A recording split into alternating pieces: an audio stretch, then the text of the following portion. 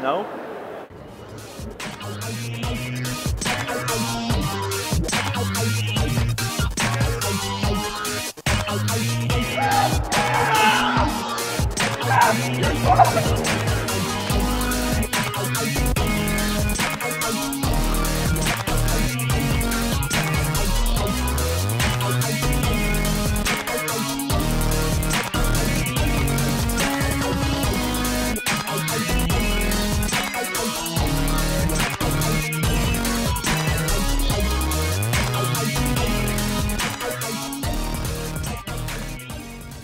I actually thought that the Wii U was really, really cool. We played a bunch of stuff. We played ZombiU, we played NintendoLand, we played Pikmin 3, and my favorite was probably ZombiU. It's very much a 360 or PS3 game on the Wii U, but it takes full advantage of all the cool features of the Wii U controller. So like all your ammo, your weapon switching, your backpack is on the Wii U actual gamepad, so you're like playing the game and then you want to look at your pack and see what you have, or take different items, loot. You can loot corpses, and then it goes down to the gamepad and you're picking up stuff from there. There's also some little mini games like lock picking, as well as a scanning thing where you hold up the gamepad, you're scanning the environment, almost Metroid Prime style, and you can zero in on different items and analyze what they are.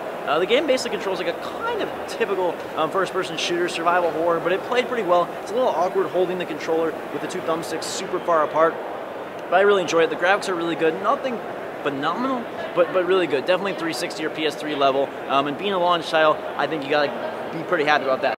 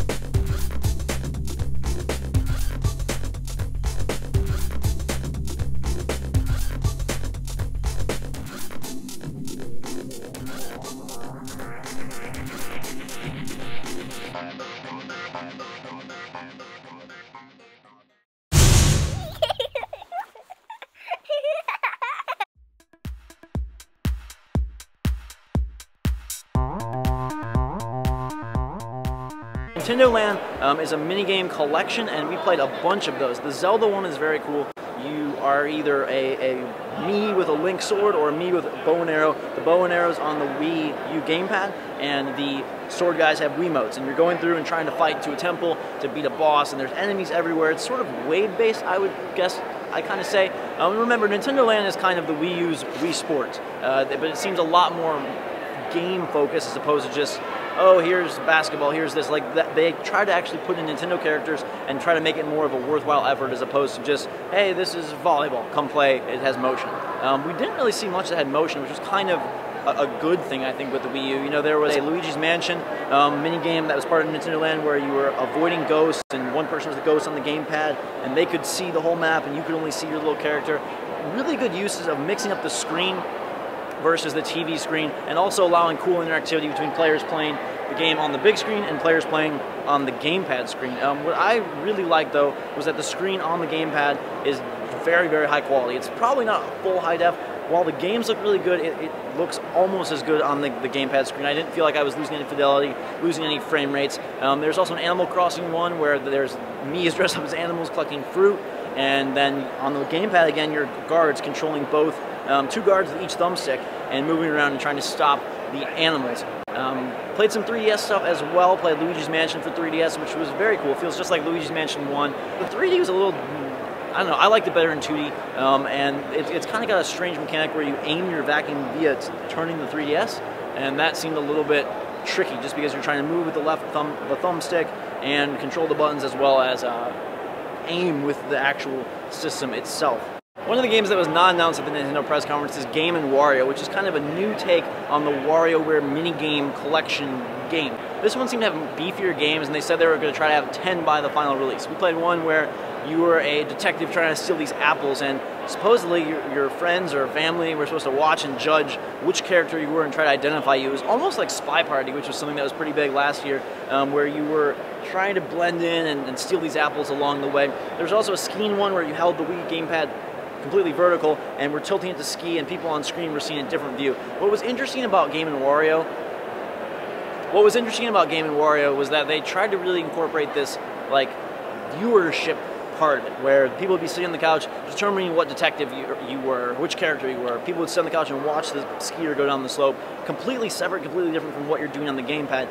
I think that's a big factor for the Wii U because it kind of sells the Wii U controller as its own Vita or as its own 3DS, and then you have the system as it just breaks down to two different pieces of hardware that can both be used for very different things and also can combine in kind of beautiful harmony as well. There was a snapshot game where you're taking pictures looking for criminals that on the TV they could see the full screen and help the person who had just the gamepad actually moving the camera lens. A very cool implication of that as well.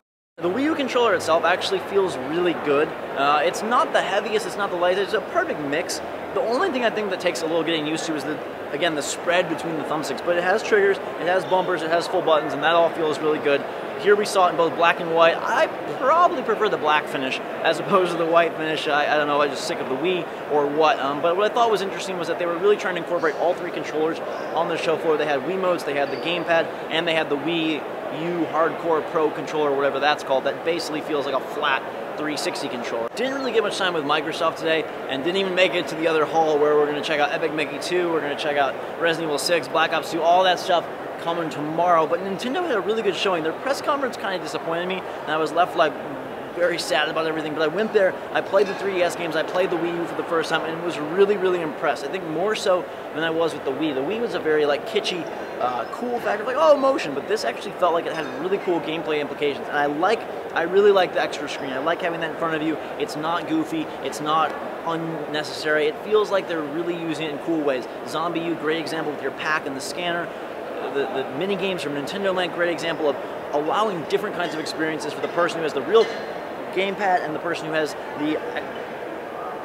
It allows for different kinds of experiences for people who have the gamepad versus people who are just playing with the Wiimote or playing with the Pro Controller, which I think is the perfect meld. So it gives some justification for having that huge controller. You're only going to be able to play with 2 of those at a time, but some games were supporting 5 players, 2 Wii U players, or 1 Wii U gamepad player, and 4 Wiimote players. That was the typical setup that we saw here on the show floor. All in all, it was like a super amazing, mind-blowing day. I saw so many cool people, so many cool things. We didn't even begin to get through half of all that they had to offer, and I cannot wait to get back tomorrow. It was super great, super glad to be here, super great to bring it to you guys.